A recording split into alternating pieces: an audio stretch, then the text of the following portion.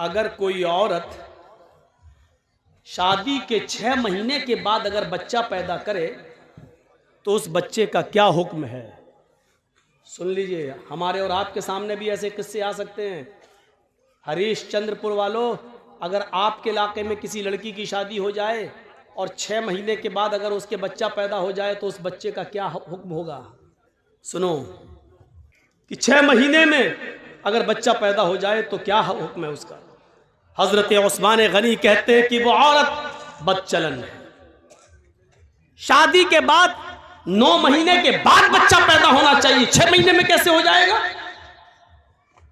कहने लगे, अमीरुल मोमिनीन, मेरी शादी को 6 महीना हुआ है, मेरी शादी को 6 महीना हुआ है और 6 महीने के बाद आज ही मेरी बीवी ने एक बच्चा पैदा किया है। समझ रहे हैं ना आप? उस सहाबी के पूछने का मकसद क्या है? वो ये पूछना चाहते हैं कि अमीरुल मोमिनीन, मैं इस बच्चे को जायज़ बच्चा मानूं या नाजायज़? ऐसा तो नहीं कि मेरी बीवी का कहीं पहले कोई कांटेक्ट रहा हो और जिना की पैदावार हो और ये मेरा बच्चे का नाम पा जाए? हजरत उस्मान गनी कहते हैं कि बिल्कुल नहीं, वो औरत बदचलन है तुम्हारी, लिहाजा उसने 6 महीने में जो बच्चा पैदा कर दिया वो गलत किया है। ये जुमेरात का दिन था। जुमेरात का दिन जानते हैं ना, गुरुवार, थर्सडे था। जुमे का खुतबा जब उस्मान गनी देने लगे तो वो आदमी सामने बैठा हुआ था जिसकी बीवी ने 6 महीने के बाद बच्चा पैदा किया, वो बैठा हुआ है।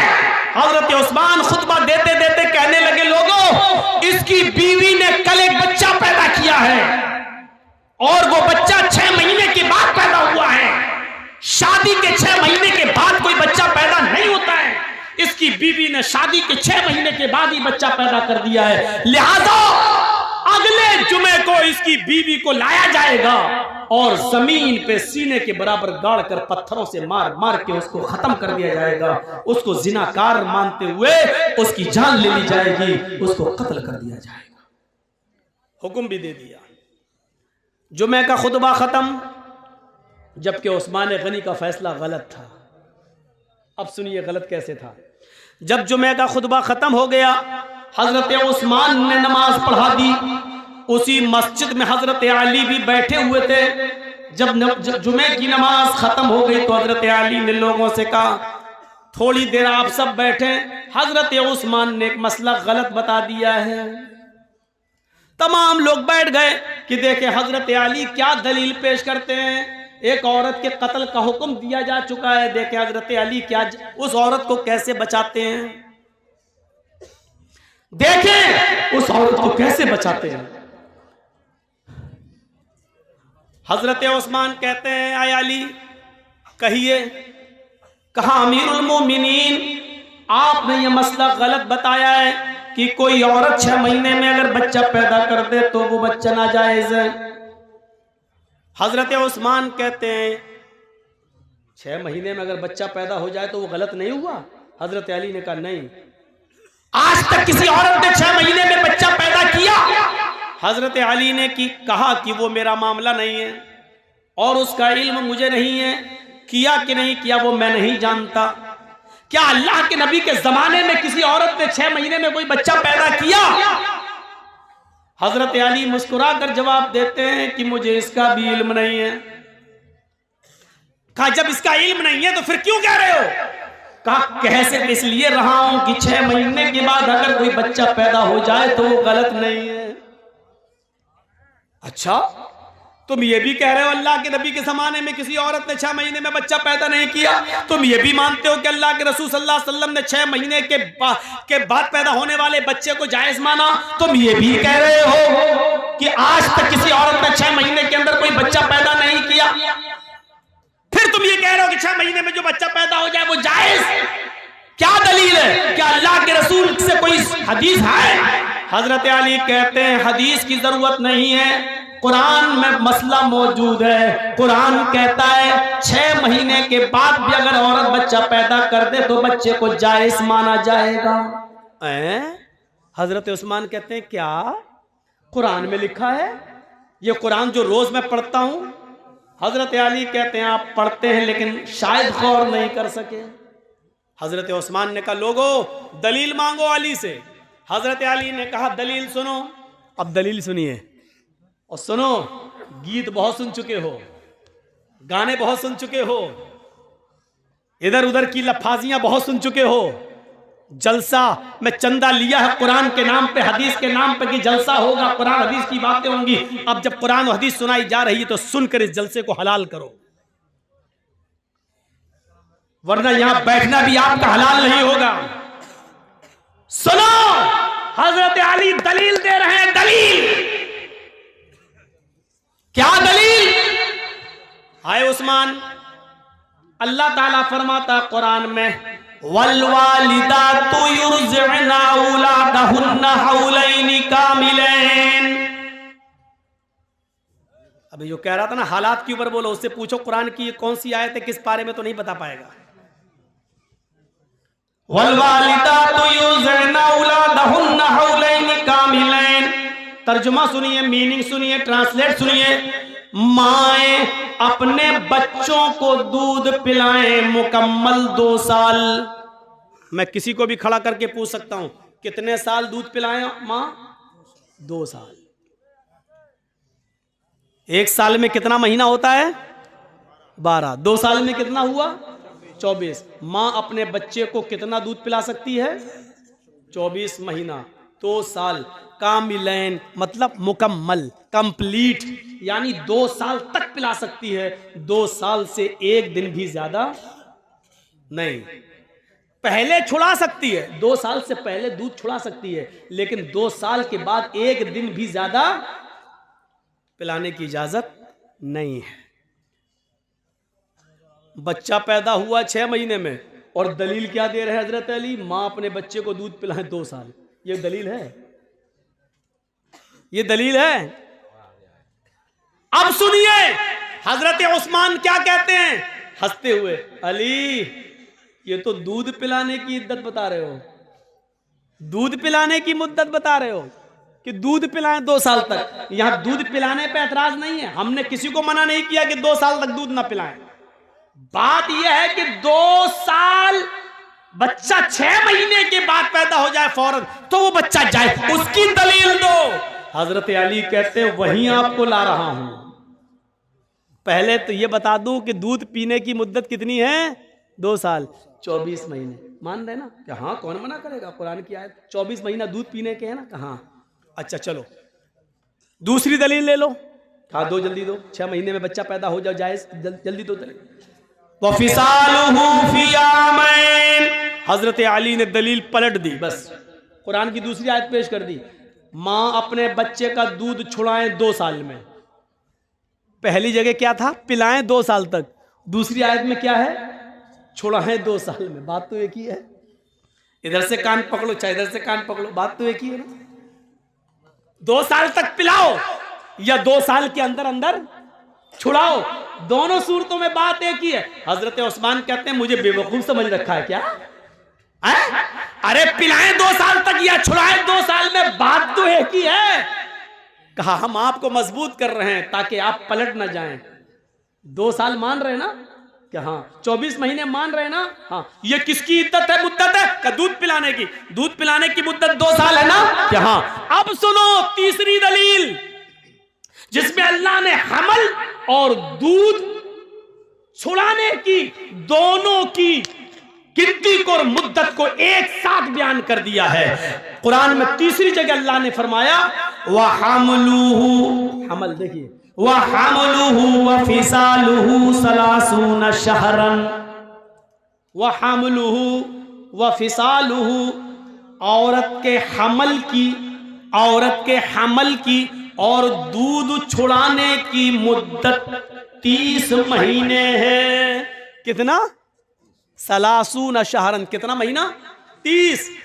10, 20, 30 कितना हुआ? 30 महीना। आए उस्मान, 30 महीना किसकी मुद्दत है? हजरत उस्मान कहते हैं हमल की और दूध छुड़ाने की। क्या मानते हो ना? दोनों की मुद्दत कितनी है? का 30 महीना। 30 महीने में 24 महीने आप अलग कर दो दूध छुड़ाने के या दूध पिलाने के, ये दोनों की मुद्दत है ना।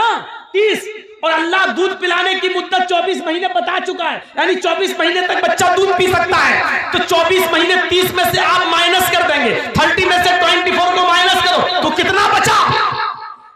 हजरत उस्मान कहते हैं 6 का वहमलुहु, यही हमल की मुद्दत है।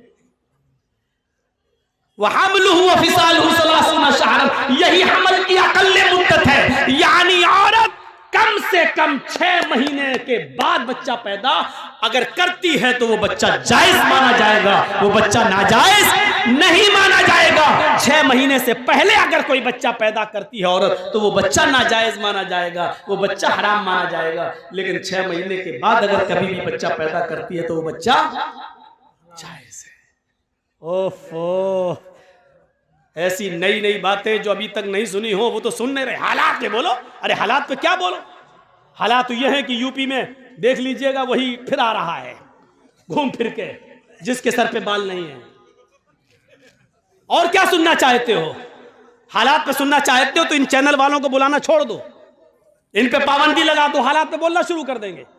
ये लोग ऐसी ऐसी चीजें और हेडिंग बना के पेश करते हैं कि यूपी में 6 महीने तक हमारे ऊपर पाबंदी लग गई, हम यूपी में प्रोग्राम नहीं कर सकते। हालात पे तुम बुलवाते हो, पाबंदी यूपी में लग रही है मेरे ऊपर।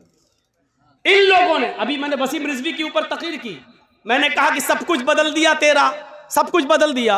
मैंने ये कहा मशीन कैसे बदलेगा? मैंने कहा खतना इशारा था। इन कमीनों ने मशीन तक बना दी, एडिट कर दिया, उसका फोटो बना दिया और उस शर्मगाह भी बना दी और मेरा फोटो भी लगा दिया। अब बताइए कि इनसे क्या उम्मीदें रखी जाएं? आप कहते हैं हालात पे बोलो, अभी तकरीर खत्म नहीं होगी, सुबह का सूरज बाद में निकलेगा, या अपलोड करके पहले डाल देंगे और सुबह मेरे घर पे सीआईडी पहुंच जाएगी। आप किसी के बेटे हैं, हम किसी के बेटे नहीं हैं। आप किसी बाप की औलाद है, हम किसी बाप की औलाद नहीं है। क्या हमें अपने आप को सेफ नहीं करना है? डरते हैं मौलाना? तो चल मेरे साथ कल से आना शुरू कर दे, मैं देखता हूं कि तू डरता है कि नहीं डरता है। मौलाना कलीमुद्दीन जैसे नेक मौलाना बेचारे हैं, आज वो जेल की सलाखों के अंदर है। आजम खान जैसी शख्सियत आज जेल की सलाखों के पीछे है। थोड़ा सा जुमला बोला गया, एक जुमला, आज सलाखों के पीछे है। आप क्या समझ रहे हैं? जो आपके सर पे बैठा हुआ है ये राम नहीं, रावण है, रावण। मौलाना जर्जीस को कल जेल में डाल दिया जाएगा। जर्जीस साहब चिल्लाते रहे कि मैं बेकसूर हूं। साहब कोर्ट में बताइए बेकसूर हो, और कोर्ट में मौलाना जर्जीस को अपने आप को बेगुनाह साबित करने के लिए 10 साल लग जाएंगे, और 10 साल के बाद कहा जाएगा मौलाना जर्जीस बाइज्जत बरी, कोई सबूत इनके खिलाफ नहीं मिला। लेकिन 10 साल का हिसाब किताब कौन देगा? कहां हैं आप? इन हालात को सोचिए। ये दौर दूसरा है। ये समझो कि ये दौर क्या है, एक घाट पर, घाट समझते हैं ना, एक घाट पर शेर और बकरी दोनों पानी पी रहे हैं। दोनों, शेर की तरफ से पानी बहता हुआ बकरी के पास आ रहा है। शेर जहां से पानी पी रहा है, बकरी इधर से पानी पी रही है, लेकिन पानी बहता हुआ शेर की तरफ से आ रहा है। शेर ने भी पानी पिया, बकरी ने भी। शेर ने बकरी से कहा, ए तूने इस तालाब में मुंह डाल दिया, तूने मेरा पानी झूठा कर दिया। बकरी बोली, जंगल के राजा, मैंने आपका पानी कहां झूठा किया? पानी आप वहां से पी रहे हैं, आपका झूठा पानी मेरे पास आ रहा है, मैं तो आपका झूठा पानी पी रही हूं। बात सही कही बकरी ने। पानी आप वहां पी रहे हैं और आपका झूठा पानी बहता हुआ यहां आ रहा है, मैं आपका झूठा पानी पी रही हूं। शेर ने कहा, अच्छा हमसे मुंह भी चला रही है, जबान लड़ाती है। आया और ऐसा पंजा मारा कि उसकी खोपड़ी अलग हो गई, तन अलग हो गया और उसको भी खा गया। यानी उसको खाने के लिए बहाना चाहिए था। जो रावण तुम्हारे ऊपर बैठे हैं उनको सिर्फ गिरफ्तारी के लिए बहाना चाहिए बस। क्यों नहीं समझ रहे आप अपनी सफाई में भी कुछ नहीं बोल सकते हैं। आपको आपकी सफाई पेश करने का हक भी नहीं दिया जाएगा आपको। महात्मा गांधी मुर्दाबाद के नारे लग रहे हैं, कितने लोग पकड़ गए बताएं आप? गॉडसे को नमस्कार किया जा रहा है, कितने लोग गिरफ्तार हो गए, पकड़े गए? दिल्ली की सड़कों पर बाकायदा कहा गया, गोली मारो सालों को, जिन लोगों ने ये नारे लगाए, कितने लोग गिरफ्तार हुए? और गिरफ्तार कौन हुए? जो शाहीन बाग में प्रोटेस्ट कर रहे थे, शांति के साथ धरना दे रहे थे। लड़की तक को प्रेग्नेंट लड़की तक को अरेस्ट करके जेल के अंदर डाल दिया गया। आप कहां हैं? सेकुलरिज्म बाकी नहीं रह गया, जमहूरियत नहीं, ये किसी दूसरे रास्ते पे चल रही है। आप कम से कम मेरी तरफ भी देखो। डॉक्टर जाकिर नायक को भारत छोड़ना पड़ा है। क्या चाहते हो कि मौलवी जर्जीस भी भारत छोड़ के पनाह ले ले? क्या चाहते हैं आप? क्या है आपके दिल में? क्या सुनना चाहते हैं आप? शर्म आनी चाहिए। जो जिस तरीके से बोल रहा, बोलने दो। बोलने वाला जानता है कि हमको क्या बोलना है, क्या नहीं बोलना है।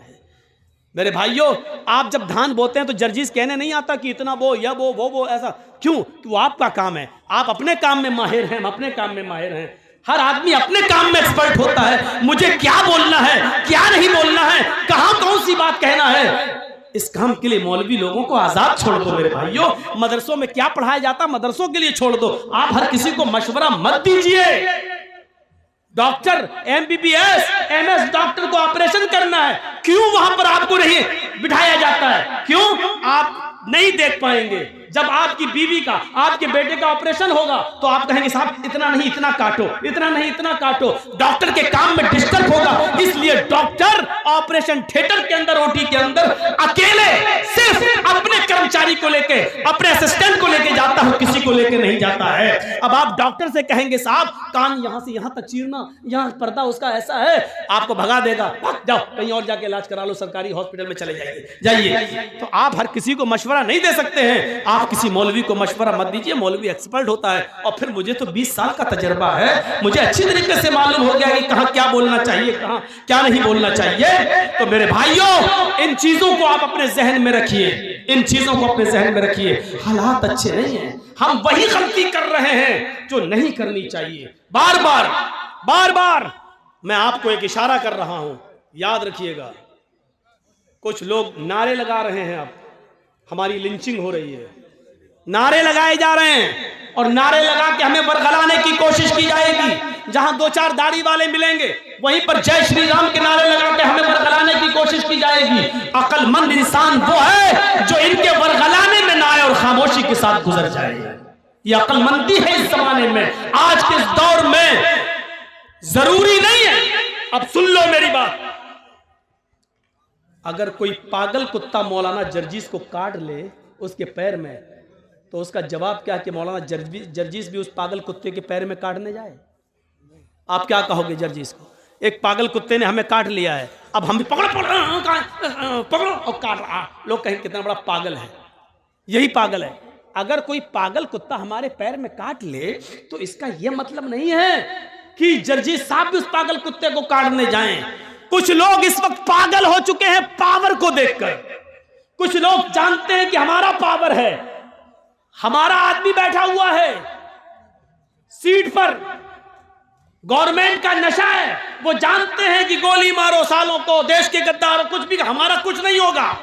पूरे दिल्ली में ट्रंप के जाने तक तो मैं कुछ नहीं बोलूंगा, ट्रंप के जाने के बाद हम आपकी भी नहीं सुनेंगे। इस तरीके की बातें जो कही गई हैं, वो जानते हैं कि हमारा कुछ नहीं होगा।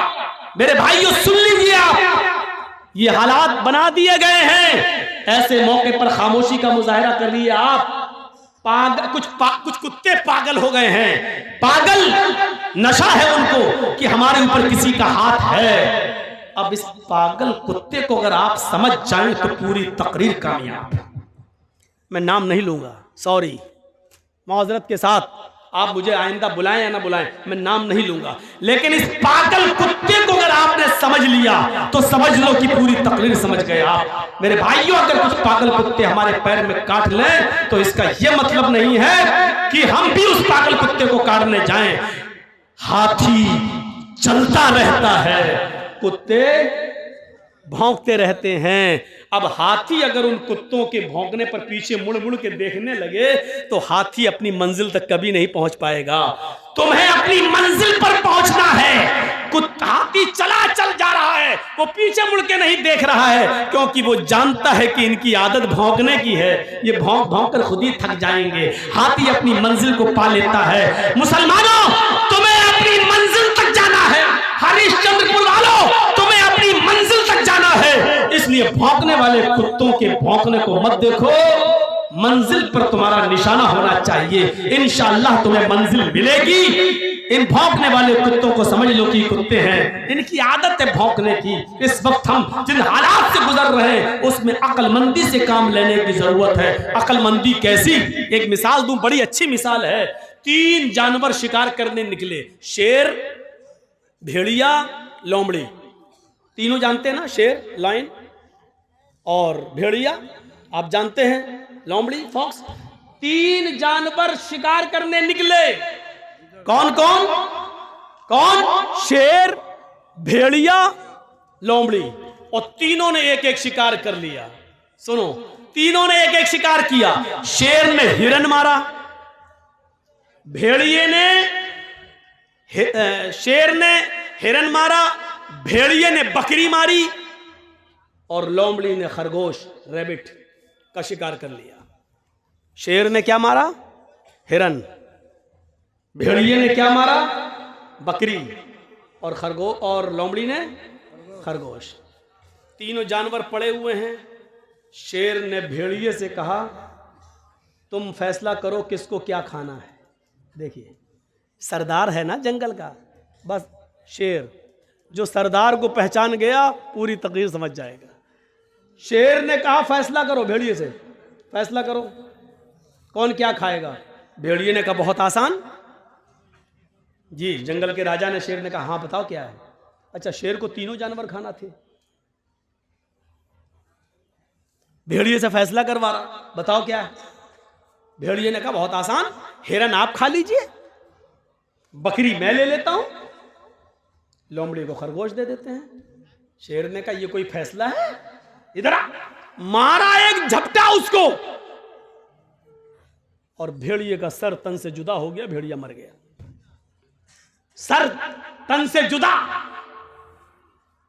लोमड़ी से कहा, लोमड़ी तुम फैसला कर सकती हो, तुम फैसला करो ये कौन खाएगा। लोमड़ी कहती, बहुत आसान। कहा क्या? बोलो। कहा, साहब हिरन आप सुबह नाश्ते में खा लीजिए,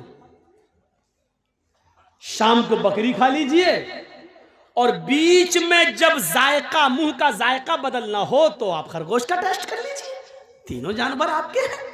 सुबह उठो, नाश्ते में आप हिरन खा लो, शाम को बकरी खा लो, और बीच में दोपहर में आप खरगोश का टेस्ट कर लो। शेर ने कहा, वाह लोमड़ी वाह, कितना अच्छा फैसला किया तूने। इतना अच्छा फैसला करना तुझे किसने सिखाया? लोमड़ी ने कहा, इस भेड़िए ने। समझ गए आप? गुस्सा भी आया है मुझे, लेकिन अब हंस दिया हूं मैं आपके सामने। मैं बहुत गुस्से में था, लेकिन अब हंसी आ गई मुझे। शेर ने कहा, वाह क्या फैसला किया है, इतना अच्छा फैसला करना तुझे सिखाया किसने? लोमड़ी क्या कहती है, इस भेड़िए ने। यानी भेड़िए से मैंने इबरत हासिल कर ली। अरे मुसलमानों, इबरत हासिल अभी भी नहीं कर पा रहे हो। तुम देख रहे हो तुम्हारी आंखों के सामने कौन कौन जेल जा रहा है। तुम देख रहे हो इलेक्शन आता है, यूपी में कोरोना आ गया, नाइट कर्फ्यू लग गया, आप इबरत हासिल नहीं कर पा रहे हो। अब जब हमारा शेर को समझ गए ना, हमारा शेर जब देख लेगा यूपी में हम हार रहे हैं तो ऐन मौके पर इतना भयानक कर्फ्यू लगाएगा, यूपी में हो सकता है कि 3-4 महीने के लिए इलेक्शन टल भी जाए। आप नहीं जानते, क्योंकि सरदारी तो शेर की चलती। वो चाहता सब कुछ, जैसे ये लोमड़ी, वो चाहता था तीनों जानवर हमें मिले, ऐसे ही हमारा शेर चाहता सब कुछ हर सूबा हमारा रहे, अंध दंड हेरा फेरी सब। आपने देखा जैसे इलेक्शन करीब आए, अखिलेश के करीबी लोगों के ऊपर सीबीआई के छापे आने लगे, ईडी के छापे पड़ने लगे। यही हाल आपके बंगाल का भी था। जैसे जैसे इलेक्शन करीब आए, देखा कैसे छापे मारे गए, सबको इस्तेमाल करके देखा गया। आप अक्लमंद थे, अक्लमंदी का सबूत दे गए। बिहार वाले बेवकूफ़ थे बेचारे, पागलपन का सबूत दे के मर मिटे। दुआ कर देता हूँ अल्लाह यूपी के मुसलमानों को भी बंगाल के मुसलमानों से अक्लमंदी सीखने की तौफीक अता फरमाए। बस ये दुआ ही कर सकता हूँ। बस मेरे भाइयों, मैंने बहुत कुछ कह दिया है, बल्कि सब कुछ कह दिया है। कल इसी बात को कट कर करके जी हिंदुस्तान दिखाएगा, देखो कैसे डरा रहा है ये मौलवी, कैसे डरा रहा मौलवी। इनको नित्यानंद पंडित का बयान नहीं सुनाई देता है, वो कैसे डरा रहा वो नहीं दिखाई देता है। इसको जो नारे बीजेपी के नेता लोगों ने लगाए हैं दिल्ली में, वो नहीं सुनाई देते। मौलाना जर्जीस बोल रहा है बंगाल में और ये दिखा रहे हैं यूपी में। साहब 6 महीने तक जर्जीस साहब जब तक इलेक्शन नहीं हो जाए यहां कोई जलसा नहीं कर सकते। लीजिए, मेरे घर नोटिस आ गया, मेरे पास पाबंदी आ गई। अरे भैया दीनी जलसे तो करने दो, मुझे किसी के स्टेज पे मत जाने दो। दीनी जलसे तो करने दो। साहब दीनी जलसे भी नहीं करने देंगे। ये तो ये कहो कि जुमे पे इनकी हुकूमत नहीं चलती, वरना ये तो कहते जुमा भी नहीं पढ़ाने देंगे। अब जुमा पढ़ने के लिए मैं जिस मस्जिद में जाता हूं वहां के लोग कहते हैं मौलाना जुम्मे में आप ही पढ़ाइए। अब जो मौलाना बेचारा कुछ पढ़ाना ही नहीं चाह रहा, वो कह रहा आप पढ़ा। जुमा तो हमें कहीं ना कहीं पढ़ना ही है। जब हम वक्त से पहले पहुंचते हैं जुमा पढ़ने के लिए तो आदमी जिस मस्जिद में भी चला जाऊं, मौलाना साहब आप आ गए तो हमारी खुश नसीबी है, पढ़ा दो। अब उनको थोड़ी मालूम है कि हम किस मस्जिद में जा रहे हैं जुमा पढ़ने। जुमा पढ़ा देता हूं मैं, जुमा पढ़ा देता हूं। पाबंदी लगाई है तो तकरीरों पे ना लगाई है, जलसों पे, जुमे पे थोड़ी लगाई है। तो मेरे भाइयों, हमें जो कुछ कहना होगा जुमे के खुतबे में कह देंगे, इशारों ही में सही। तो आप फैसला करना सीख जाइए, इबरत लेना सीख जाइए, कम से कम थोड़ी देर के लिए लोमड़ी बन जाइए। आपको मालूम है कि आपका मुकाबला किससे है। लोमड़ी से पूछा, वाह इतना अच्छा फैसला करना तुझे किसने सिखाया? उसने कहा भेड़िए ने, यानी भेड़िए ने ये फैसला किया और उसका अंजाम मैंने देख लिया, इसलिए मेरा भी अंजाम ना हो, इसलिए मैंने भेड़िए से ये इबरत हासिल कर ली। जो लोग जेलों में जा चुके हैं, जो लोग काटे जा चुके हैं, जो लोग जेलों में सड़ रहे हैं, मुसलमानों उनसे इबरत हासिल कर लो, उनसे इबरत हासिल कर लो और अपने आप को मसलिहत के साथ, दूरअंदेशी के साथ आप काम करिए। मैं मना नहीं कर रहा हूं, बोलिए, हक बात बोलिए, डंके की चोट पे बोलिए, लेकिन आप उसको सलीके से बोलिए। आपको ये कहने की जरूरत नहीं चल बैठ खा ठूस। आप इस बात को यूं भी कह सकते हैं, खा लो ना, देशी मुर्गा ही चाहिए था ना, लो खा लो। आप इसको यूं भी बोल सकते हो। मेरे भाइयों, दूरअंदेशी अगर हमारे पास आ गई, बस एक चीज और बताऊंगा आपको कि गलती किसी से भी हो सकती है। हजरत सुलेमान और दाऊद अलैहिस्सलाम के जमाने में, दाऊद बाप है, सुलेमान बेटे हैं। एक किस्सा, एक वाकया पेश आ गया, बुखारी शरीफ की हदीस है। देखिए, दाऊद अलैहिस्सलाम भी नबी हैं और सुलेमान अलैहिस्सलाम भी नबी हैं। एक औरत, 2 औरतें अपने अपने, दोनों के पास एक एक बच्चा था और एक एक बच्चा दोनों लेकर निकली। उनका गुजर एक जंगल से हो रहा था। दोनों औरतें जंगल में थोड़ा आराम करने लगी। जंगल में भेड़िया आया, बुखारी शरीफ की हदीस है। एक भेड़िया आया और उस भेड़िए ने एक औरत के बच्चे को, बड़ी औरत जो थी, एक छोटी थी एक बड़ी थी, बड़ी औरत का बच्चा भेड़िए ने मुंह में दबाया, ले गया और फाड़ के खा गया। यानी बड़ी औरत के बच्चे को भेड़िया खा गया। बुखारी शरीफ की हदीस सुनिए, मंजर देखिए। लेकिन बड़ी औरत ने जब देखा कि मेरा बच्चा तो मर गया, इस इलाके में किसी को क्या मालूम कि कौन किसका बेटा है। जब लोग आए तो उस औरत ने फौरन, बड़ी औरत ने फौरन कह दिया, ये छोटी औरत के गोद में जो बच्चा वो मेरा बच्चा है, इसका बच्चा भेड़िया खा गया, ये तो मेरा बेटा है। मामला बढ़ गया। छोटी औरत कहती है मेरा बेटा, बड़ी औरत कहती है मेरा बेटा, छोटी कहती है इसका बेटा तो भेड़िया खा गया, बड़ी कह रही इसका बेटा भेड़िया खा गया। उस जमाने में डीएनए टेस्ट नहीं होता था कि मालूम कर लिया जाए माँ का खून और बच्चे का खून मिलाकर। मेरे भाइयों, ये मुकदमा हजरत दाऊद अलैहिस्सलाम के पास आता है। दाऊद अलैहिस्सलाम फैसला करते हैं, दोनों की बात सुनते हैं। बड़ी औरत टट बोलने वाली, जबान दराज, और छोटी औरत बेचारी कम बोल पाती है। ऐसे समझो जैसे एक मोदी और एक मनमोहन। मोदी बेचारे रुकते ही नहीं हैं, बोलते चले जाते हैं, और मनमोहन सिंह बेचारे बोलते ही नहीं हैं। तो ये हालत है।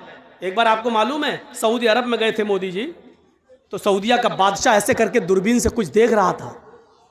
तो लोगों ने पूछा मोदी जी ने, अरे क्या देख रहे हो वहां? मैं तो यहां खड़ा हूं। मैं तो आ गया हूं, आपके पास खड़ा हूं, उधर क्या देख रहे हो? कहा नहीं, आपको नहीं, आपकी बातों को देख रहा हूं जो आपने फेंकी है, कितनी दूर जा रही हैं, इतनी दूर। ऐसे तो इनका हर जगह। मोदी जी ने वहां की तोप देखी, तोप के बारे में पूछने लगे कितना फेंकती है, इसकी रेंज कितनी है? कहा कितना फेंकती है? वहां के बादशाह ने कहा वल्लाह आपसे कम फेंकती है। नहीं समझ पा रहे हैं ना? समझ गए ना? तो ये इतना इंसल्ट बर्दाश्त करके आया है ये, लेकिन फिर भी नहीं समझ पा रहा बेचारा, फिर भी फेंके जा रहा है, फिर भी फेंके जा रहा है। क्या क्या फेंकता है अल्लाह बेहतर जाने। मेरे भाइयों, राहत इंदौरी ने कहा था उसको कोई काम आता हो या ना आता हो, झूठ बड़ा शानदार बोलता है, झूठ बड़ा शानदार बोलता है। ऐसा शानदार झूठ जो आपको झूठ लगेगा ही नहीं, आपको ऐसा झूठ। ये भी एक कला होती है, ये भी एक कला। इस कला को भी बहुत से लोग सीखने की कोशिश कर रहे हैं। झूठ ऐसा बोलो कि पता भी न चले कि, और झूठ भी हो पता भी न चले। जैसे मौलाना जर्जीस को पुलिस ढूंढते हुए यहाँ आ जाए, स्टेज पर यहाँ मिल जाए, और वो मुझे पहचानती ना हो, मुझे पहचानती ना, और मुझसे ही पूछ रही हो, ए मौलाना जर्जीस को देखा, मौलाना जर्जीस को देखा। जर्जीस साहब स्टेज से नीचे कूद गए, स्टेज से नीचे कूद गए। हाँ, क्या पूछ रहे थे? पुलिस वाले से पूछने लगे, क्या पूछ रहे थे? अरे मैं पूछ रहा हूं मौलाना जर्जीस को देखा? अभी तो यही थे स्टेज पर, अभी तो यही देखा था, अभी यही थे, स्टेज पर थे बस। अब पुलिस वालों ने अभी स्टेज पर थे, तब कहां चला? झूठ, पकड़ पकड़। देखा जाए तो ये झूठ है, लेकिन झूठ ऐसा है कि पता नहीं चला। अभी तो स्टेज पे थे, हकीकत में अभी स्टेज पे थे, अब कूद गए, स्टेज पे नहीं है। पुलिस वालों ने पूछा कहां थे? वो मौलाना जर्जीस को देखा। जर्जीस से ही पूछ रहा, जर्जीस को देखा? जर्जीस साहब कह रहे नहीं, अभी तो यही थे। जर्जीस साहब ने कहा अभी तो यही थे, 2 कदम हट गए हम इधर, 2 कदम हट गए। जी क्या? जर्जीस को देखा? अभी तो यही थे। देखा जाए तो ये सच है, अभी तो यहां थे, लेकिन कुरान क्या कहता है? ये झूठ है। या अय्युहल्लज़ीना आमनु तक़ुल्लाह वक़ूलू क़ौलन सदीदा, ईमान वालो अल्लाह से डरो और हमेशा सही दुरुस्त बात को बोलो। दुरुस्त किसको कहते हैं? दुरुस्त, दुरुस्त का मतलब सीधी होनी चाहिए, ऐसी वैसी नहीं। तीर निकालते हो ना, तीर, कमान से जो तीर छोड़ते हो तो सीधा जाता है, और जहां मारते हो वहीं लगता है, इधर उधर नहीं होता है वो तीर, जहां मारते हो वहीं लगता है। इसको कहते हैं सदीद, तस्दीद से बना, तस्दीदुस सहम। तीर जब कमान से निकलता है, जैसे तीर इधर उधर नहीं होता है। तुम जब भी किसी से बोलो तो इधर उधर की बात नहीं हो, बिल्कुल सीधी मुद्दे की बात हो, मुद्दे की बात, बिल्कुल मुद्दे की बात होनी चाहिए। जैसे मुझे किसी को बताना नहीं कि मैं कहां था, और झूठ भी नहीं बोलना चाहता हूं। आपने पूछा जर्जीस साहब आप कहां थे? मैंने कह दिया जमीन के ऊपर, आसमान के नीचे। देख रहे हैं आप? अब मैं जहां भी था दुनिया के किसी कोने में, तो जमीन के ऊपर ही रहूंगा और आसमान के नीचे। लेकिन ये झूठ है। आप सोच रहे हैं सच? नहीं, सच नहीं, झूठ है। क्योंकि पूछने वाला ये नहीं पूछ रहा है, पूछने वाला ये जानना चाहता है आप किस शहर में थे, किस गांव में थे, किस मोहल्ले में थे, ये पूछना चाह रहा है। और आप कह रहे हैं जमीन के ऊपर, आसमान के नीचे। तो ये शानदार, इसको बोलते हैं शानदार झूठ, इसको बोलते हैं शानदार झूठ। राहत इंदौरी ने यही कहा था, उसको कोई काम आता हो या ना आता हो, लेकिन झूठ बड़ा शानदार बोलता है। यानी झूठ पता नहीं चलेगा, लेकिन वो झूठ होगा। तो मेरे भाइयों, दाऊद अलैहिस्सलाम ने दोनों औरतों की बात सुनी। बड़ी औरत जिसका बच्चा भेड़िया खा गया, वो टर टर टर टर बोलती चली जा रही थी। दाऊद अलैहिस्सलाम ने फैसला कर दिया ये बच्चा बड़ी औरत का है। बड़ी औरत बच्चा लेके चली गई, जबकि बड़ी औरत का बच्चा नहीं था। दाऊद अलैहिस्सलाम से गलती हो गई, बड़ी औरत का बच्चा नहीं था। 10 दिन 15 दिन गुजर गए। 10-15 दिन के बाद दोनों औरतें फिर लड़ने लगी। छोटी औरत कहती है अल्लाह के वास्ते मेरा बेटा मुझे दे दे, मेरी रातों की नींद उड़ गई है, इस बच्चे के बिना मुझे नींद नहीं आती है, मेरी पिस्तानों में दूध है, मैं इस बच्चे को पिलाती हूँ, मेरा बच्चा मुझे दे दे। फिर भीड़ लग गई, बड़ी औरत उसका बच्चा नहीं देना चाहती। लोगों ने कहा क्या बात है? कहा दाऊद अलैहिस्सलाम फैसला कर चुके, फिर भी उसकी बात नहीं मानती। दाऊद अलैहिस्सलाम कहीं गए हुए थे, मामला इतना बड़ा कि मुकदमा अब उनके बेटे सुलेमान अलैहिस्सलाम के पास आ गया। सुलेमान अलैहिस्सलाम ने दोनों की गुफ्तगू को सुना, कहा कि सुनो मेरे बाप ने फैसला कर दिया। कहा फिर तुमने इसके फैसले, मेरे बाप के फैसले को क्यों नहीं माना? छोटी औरत से कहा। छोटी औरत ने कहा कैसे मान लूं जब बेटा मेरा है? सुलेमान अलैहिस्सलाम ने कहा फिर मेरा भी फैसला नहीं मानोगी? अगर मैं आज भी कोई फैसला कर दूं तो फिर जिसके हक में होगा वो खुश हो जाएगा, तुम्हारे अगर हक में नहीं गया तो तुम उसको नहीं मानोगी। कहने लगी कैसे बताऊं कि ये मेरा बेटा है? सुलेमान अलैहिस्सलाम ने कहा लाओ मैं सच्चा फैसला करता हूं। देखिए एक जज की ड्यूटी क्या होती है, अगर फैसला सही नहीं हो रहा हो तो डरा भी सकता है। सुलेमान अलैहिस्सलाम ने कहा लाओ तो मैं इस बच्चे के बारे में सच्चा फैसला करता हूं। जमीन पर लिटा दिया, कहा जी बिस्किन छुरी लाओ, छुरी आ गई। सुलेमान अलैहिस्सलाम ने कहा तुम कहती हो मेरा बेटा, तुम कहती हो मेरा बेटा, एक फैसला हो जाता, उस फैसले को मानती नहीं हो, दूसरे के पास फैसला करने आई, मैं कैसे मान लूं कि मेरा फैसला तुम मान लोगी। लिहाजा इसका फैसला यही है कि मैं इस बच्चे को बीच से काट देता हूं, 2 टुकड़े कर देता हूं, कमर से इस बच्चे को काटना शुरू करता हूं, इसको 2 टुकड़े कर देता हूं, एक टुकड़ा छोटी औरत को दे दूंगा और एक टुकड़ा बड़ी औरत को दे दूंगा।